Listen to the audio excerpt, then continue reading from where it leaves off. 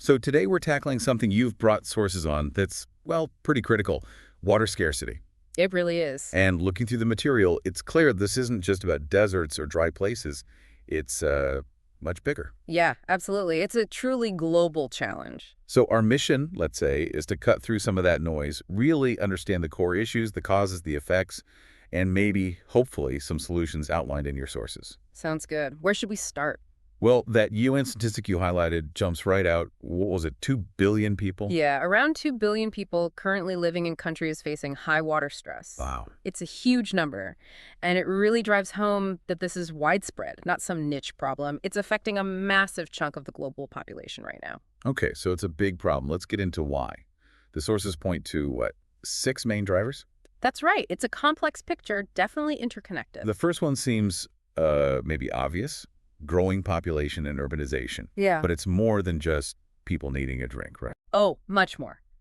Yes, more people mean more demand for drinking water, obviously. But think about sanitation, agriculture to feed everyone, industry.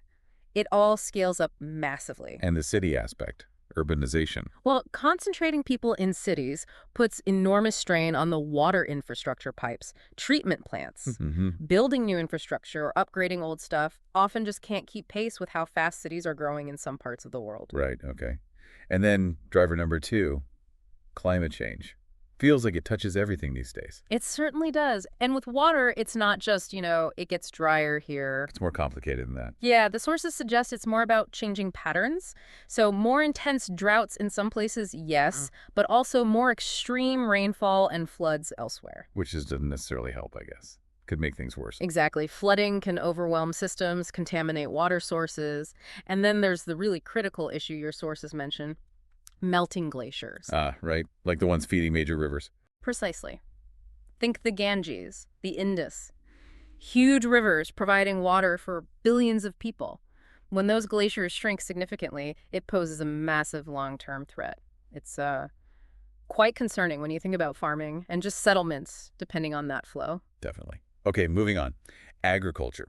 The sources say it uses, what, 70% of global fresh water? 70%.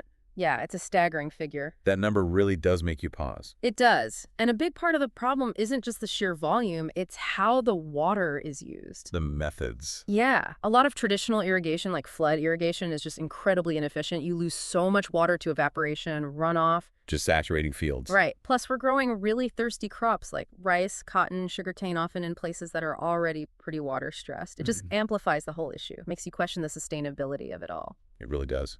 Okay, next up. Pollution. This isn't just about not having enough water, but the water we do have becoming unusable. Exactly. That's a crucial point your sources bring up. It's not just quantity, it's quality.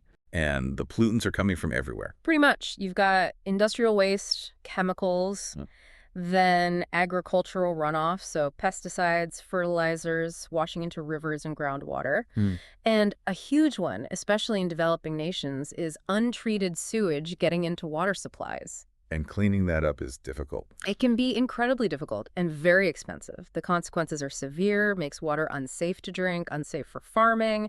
It's a massive challenge, particularly where resources are already limited. Okay, and then there's how we actually manage the water systems themselves. Poor management is another driver. Things like leaky pipes. Absolutely. Leaky pipes might sound minor, but add it all up across a city or a country and the volume of water just lost. It's huge. Physical losses. Right. Combine that with unsustainable groundwater pumping, basically taking water out faster than it replenishes, like an overdrawn bank account. Eventually it runs dry. Exactly. And often there's just not enough investment in maintaining infrastructure or adopting modern water management techniques. The sources also mentioned something about pricing. That seemed interesting. Yeah, it's a bit counterintuitive, but in some places, water is priced so low that there's very little financial incentive for people or industries to conserve it. Leads to overuse, waste. Fascinating. Okay, the last driver you highlighted connects water scarcity to conflict and inequality. Yes, this is a really important social and political dimension. How so? Well, when water sources like rivers or aquifers cross borders, national borders competition over that shared scarce resource can easily become a source of political tension. You can see how that would happen. And potentially even conflict. On top of that, the impacts of scarcity nearly always hit the poorest communities hardest. How? They often lack the resources to access alternative clean water sources or adapt to shortages. Maybe they can't afford higher prices, so it just makes existing inequalities even worse. Okay, so that covers the why, Yeah. a complex web, as you said. Now, what about so what? What are the actual consequences playing out according to the sources? The ripple effects are pretty devastating. First and foremost, health Right. Lack of clean water. leads directly to waterborne diseases. Cholera, typhoid, diarrhea, these become rampant. And tragically, they are major killers of young children globally. It's a desperate situation. The sources mention people having no choice but to use dirty water. Yes, absolutely. Just to survive. It's a terrible choice to face. Beyond the immediate health crisis, there's food security. That's got to be a major one. Huge. Agriculture needs water. Simple as that. Scarcity means lower crop yields, livestock suffer or die. Leading to Food shortages, price spikes, making food unaffordable for many, and ultimately malnutrition. Your sources mentioned examples like failed harvests, triggering famine in parts of Africa and Asia. It's a direct link. and the economic fallout. It can't just be farming that suffers. No, definitely not. Think about industries like textiles, chemicals, power generation. They all need significant amounts of water. So shortages can mean reduced productivity. Factories might even have to close down temporarily or permanently. That means job losses, slower economic growth. It's a big economic hit for affected regions. We also touched on migration and conflict earlier as drivers, but there are consequences too. Yes, they can be both. When water scarcity becomes really extreme, really prolonged, areas can become almost uninhabitable. So people have to leave. They're forced to migrate, looking for water for a livelihood. This causes internal displacement, puts huge pressure on the cities they move to. And potentially more tension over resources there. Exactly. It can absolutely escalate competition and conflict between different groups or even states. And finally, the environment itself. It's not just about us humans. No, not at all. The environmental damage can be profound. When rivers dry up, lakes shrink, wetlands disappear. Ecosystems collapse. Pretty much. Fish die off, wildlife that depends on those water sources suffers, biodiversity plummets. And things like wetlands, they're natural filters, right? Losing them makes water quality problems worse. It's a vicious cycle. It's a pretty sobering picture of the consequences. It is. The impacts are wide-ranging and deeply interconnected. Okay, but let's pivot slightly, because the sources don't just paint a bleak picture, right? They also talk about solutions, mitigation strategies, ways to perhaps turn the tide. Thankfully, yes.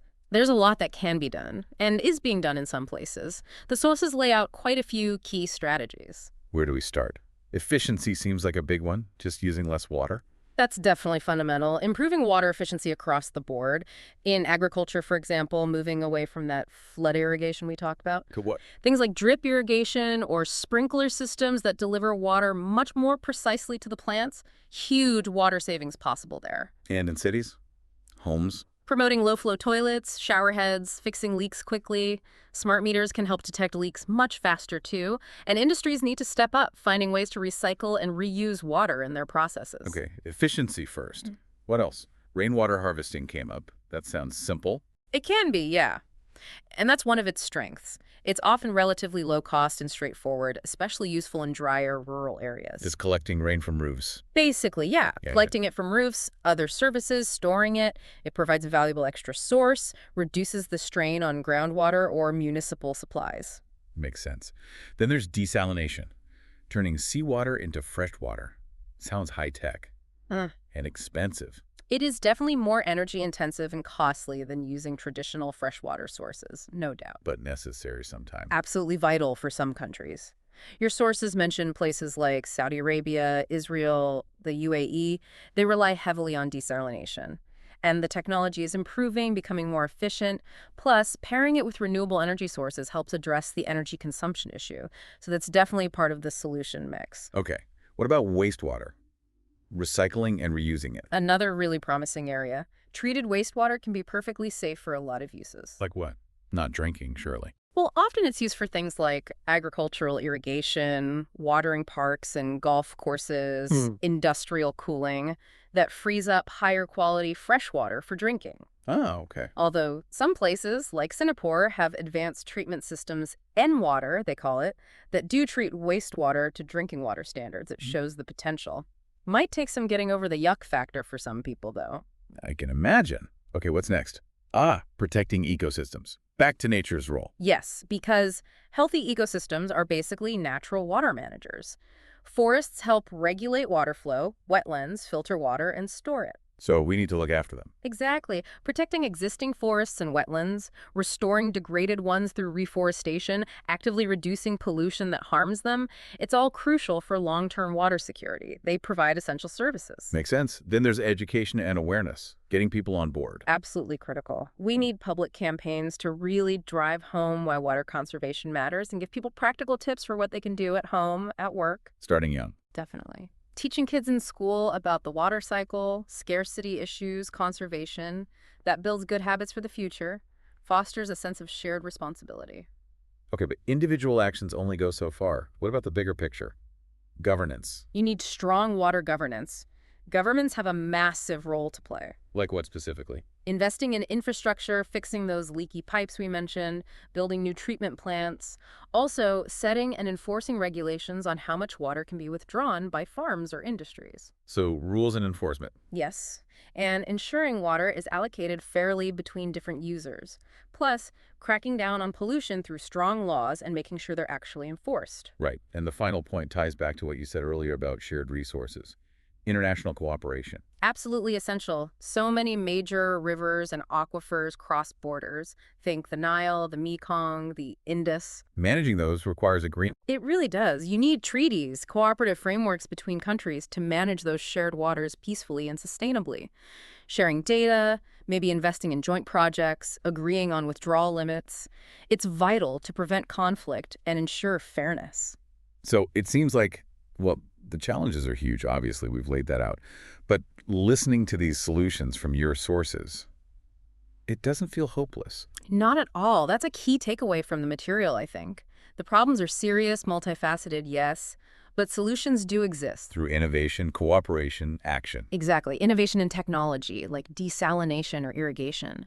Cooperation between nations, communities, industries. And responsible action at every level, from individuals to governments. That really is the message, isn't it? The challenges are big, but so is our capacity to tackle them if we choose to. Precisely. It requires commitment and collaboration. Okay, so to wrap up, a final thought for you, our listener. Thinking about everything we've sort of unpacked today, this global interconnected challenge, what's maybe one small change, one concrete thing you could do in your daily life, or maybe advocate for in your community, something that contributes even in a small way to using water more sustainably? Something to think about, perhaps, long after this deep dive ends.